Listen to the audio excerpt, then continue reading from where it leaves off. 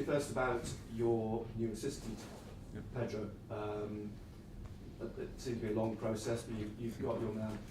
Can you give us a bit of background? Because I think, if I'm right back in the summer, you were sort of hinting that you wanted someone alongside you who had championship experience, but it doesn't look as though that's the case with Pedro.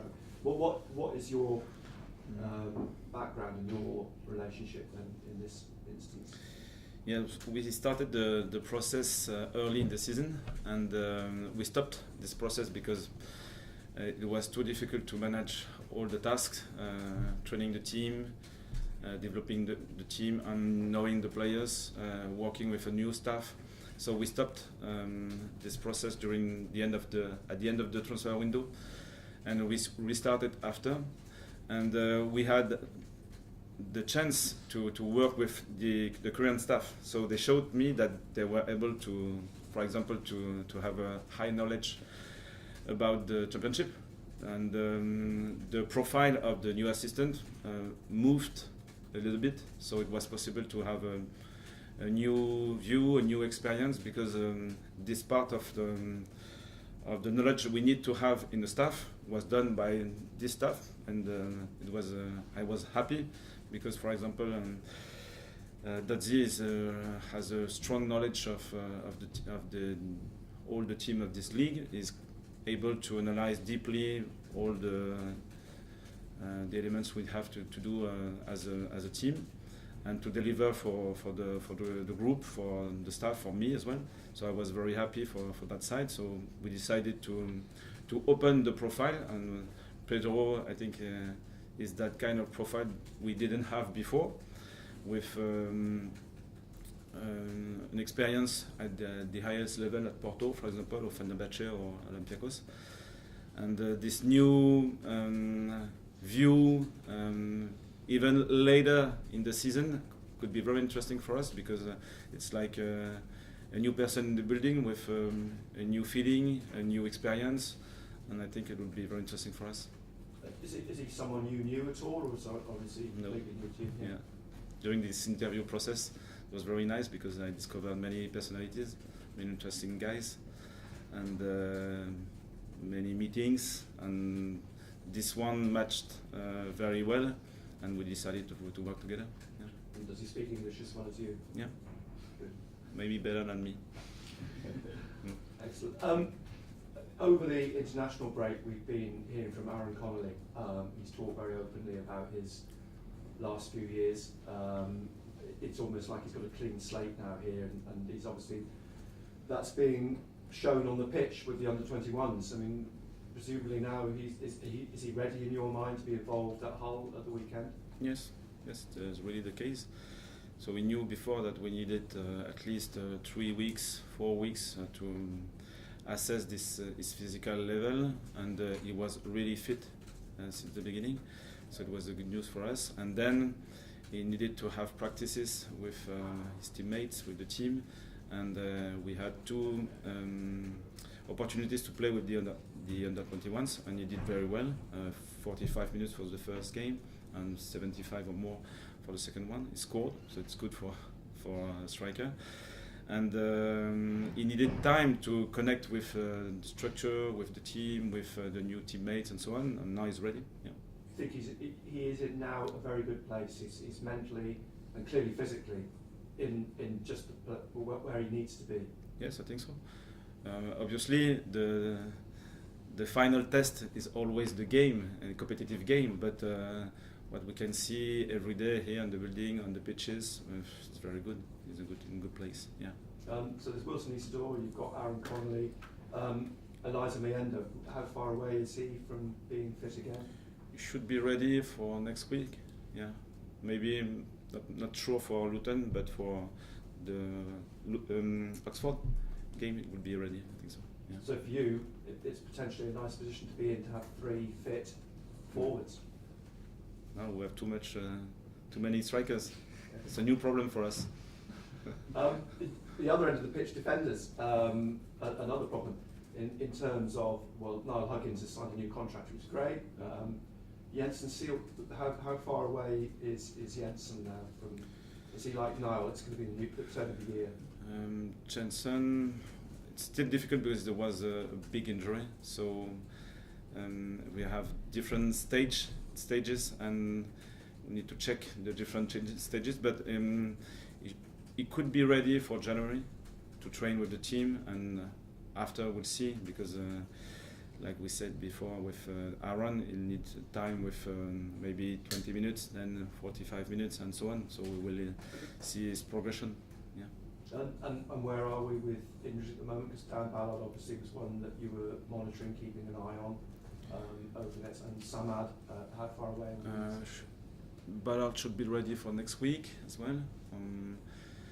And we spoke about Eliza. Samad. Salis. Yes. Salis and Ahmed, two different players. Yeah. So Salis maybe for the next international break, and Ahmed because it was a surgery, so it's still difficult when you had to recover because it's invasive. Is that correct? Yeah. No? Yeah. And so the reaction of the muscles, it's we will see with the load of the training. So maybe it could be shorter or longer. We don't know the minute, but maybe in mid-November or the beginning of December. We said at the start of the season, when you're looking at assessing the progress, the top of the table, it's 10 games in effectively, and that gives you some sort of barometer as to where you know the season, how it's going to go. What is your feeling at the moment, being top of the table, 10 games in, there or thereabouts, momentum and so on? Do you feel there is obviously still a lot of improvement to make, and you're very very keen after every game to say there are areas where we didn't play well or there's areas we can improve? Signs are pretty good. Yes, it's better to be on that place on the table. So, but 9 games, it's not enough to assess a team, assess a championship as well. So maybe after 20, the mid-season, it's more consistent to assess a team. But for us, I still think that we have many talented players, young players, older players as well. So it's a good balance. The core of the team was short until now, but with 3 or 5 or more, or 5 players more, maybe we'll have a stronger core. And I think it's useful, especially with that kind of week. We'll have 3 games in 6 days, then 1 week, and then 3 games in 6 days again. And we have some strength, it's clear, so reinforce that strength is very important, but we have many elements to develop as well. For example, the control of the game, the control of the possession. We want to have many fast attacks, so it's an exciting game. We scored a lot, but sometimes the game becomes unstable, and I think we could have a better maturity sometimes. It happened for the first 20 minutes against Leeds, for example, so it was very interesting. Then we lost the possession, and we ran after the ball, and we were passive at that moment. And during the second half, it was better, so it's still unstable. And out of position is the same. We have many elements to develop, and I don't want to talk too much about these elements because we did well, and the opponent need to find the places where we had to be better. Yeah. You use that word unstable. You could probably possibly apply that to Hull at the weekend. Their start of the season, not quite sure where they are at the moment. 3 wins, 3 draws, 3 defeats. What do you make of? I mean, they're a team obviously in transition with a new coach as well. Yes, it's a good team, a really good team. Very interesting in possession, very interesting. Difficult to manage their shape, their rotations, the way they can move the ball, and it will be an interesting challenge, especially for us out of possession. How we press this team, how we can recover the ball, and we can use the ball after the recoveries. It will be very interesting, and maybe as we did against Leeds, how we can control the game sometimes as well, and to find spaces to unbalance their defensive shape. So a new experience, a new team, but a good challenge. Yeah. I see. We talked a little bit there about strikers and having a choice, and we've talked a lot about strikers at this club over the last few years. You've spread the goals around this season. Do you think you need a striker who scores 15, 20 goals a season? And do you have one? It's better. It's still interesting to have this kind of player, but as I explained before, it's not only the responsibility of the number 9.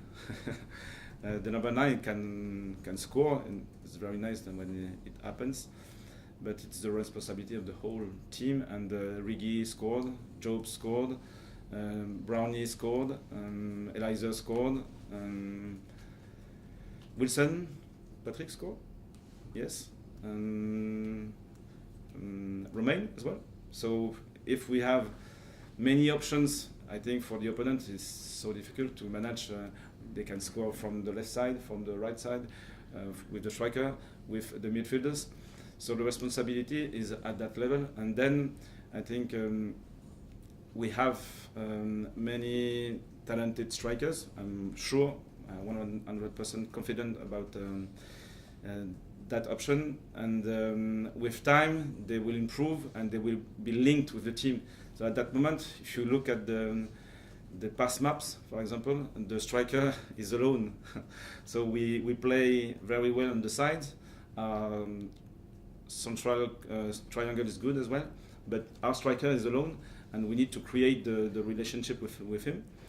And it's a question of it's like the last layer of the building of the game. We start with the goalkeeper, then we progress. We can play very well on the sides, and now if we can create that link, we'll have another option.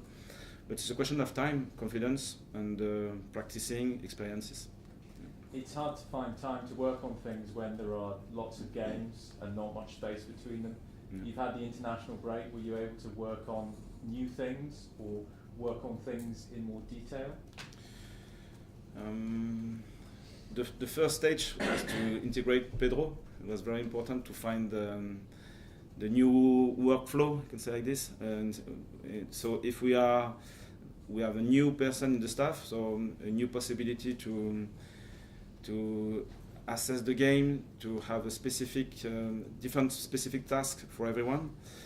And I think if the management is good, it will be better with the players as well. So the first week was to recover after these 3 games. And the second week we worked well on many things, especially our zonal defense and our high press and man for man. And we worked as well to create that link with the striker. I think it's a very important point for us. Yeah. Thank you. Régis, what would you say is the mood around the place? Obviously, as has been said, top of the table at this stage.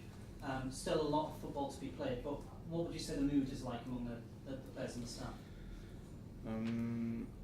I think we wanted to create a learning environment, and this is the case here. So we are not too happy, not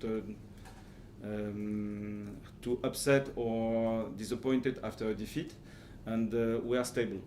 So at that stage of the season, 9 games, we can't say anything about the end. It's impossible. We just want to set the environment, and I think the environment is in a good place at the moment. So the result is like a consequence, but still unstable, because we can win, we can lose, we can draw, and depends on one action. So it's so subtle, the difference in between a win and a defeat. So at the moment, I'm happy with the environment, with the atmosphere, and if we can work on this atmosphere after bad experiences as well, I think it will be better for the end of the season, and we'll see. Yeah. And at this stage of the season, do you feel like the picture of the league is starting to come together in terms of what, how teams are setting up and where teams might end up at the end of the season?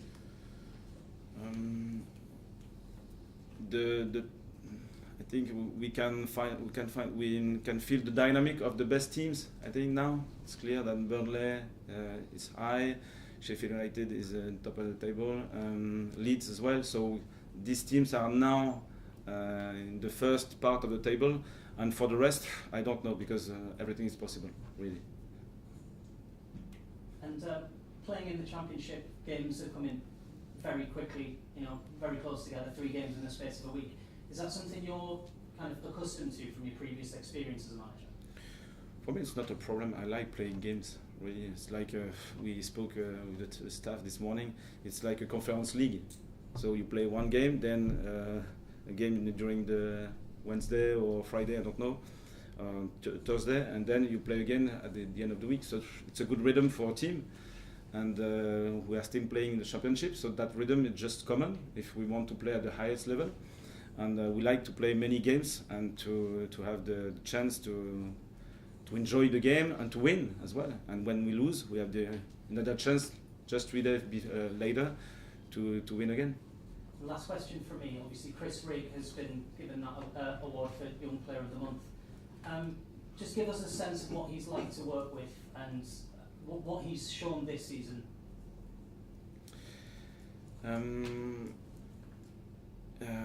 Many things for a young player, for sure. So the first one is I think is able to assume his responsibility whatever the circumstances. So it's really a good point for a young player. Sometimes you can be comfortable to play with 4,000 people in the stands and 40,000 in the stands, and for him it's not a problem. And his intensity is still high. He wants the ball. He defends with the team, and game after game, he learns very quickly from good and bad experiences. So his ability to take his responsibility on the pitch and learning from experiences, I think, is very interesting. Yeah. Régis, what are you enjoying working about this squad the most? And how does it compare to the other squads you've worked with in your career so far? The connection is because it's still for staff, a coach, you have a style of working, you have a style of playing, and you enjoy some elements in the game from a game model perspective, and you enjoy a relationship about, for me, the learning environment. So I don't know everything, and the players don't know everything, but we can share and learn together. And it's the same idea with the staff. So in here, it's really the case. So when I come here early in the morning and I quit later in the evening, I enjoy the environment, and the link with the people here is very interesting because we want to learn together. And if we do it during a long period of time, we will improve for sure. Because we have talented players, we have talented coaches, and all these elements together, strong organization around, at the end we could expect many good things, but we don't know because we still have an opposition. So we'll see, yeah. You mentioned after Leeds that you were pleased with the way your team was fighting till the end, and you'd always try to win games right until the very last minute, or at least try and win some points. Obviously, in your previous 2 away games, late goals against Plymouth and Watford, they've cost you. Is that a bit of a concern on the road, something that's going against you? Because we want to win. I think it's better to have an idea. We need to assume that idea. Sometimes we win. More often we win with that idea, and we can lose with that idea, especially in man-for-man marking, for example. Because at Watford, for example, it was the case. We tried to win that game, and with our identity, and the opponent find a solution to unbalance us. But if we keep this idea instead of moving, changing all the time, so it wasn't good for that game. Change everything, the shape, the structure, the idea to build up the game, and so on. And then after 3, 4, 5 games, we have no identity. So at that minute, we have this identity. We know that it could be a very strong strength at some moment, even against better team. And it could cost for us many points as well. But if we focus on it and we understand what we need to be improved in that part, I'm sure that this part of our game will be reduced game after game. So we can assume that sometimes we can lose because it wasn't the best idea maybe for that moment. But if we keep the consistency at the end, I think it's better for us. Yeah. Thank you. Nice cameras up, please, guys. Régis, can I just ask you about Salih?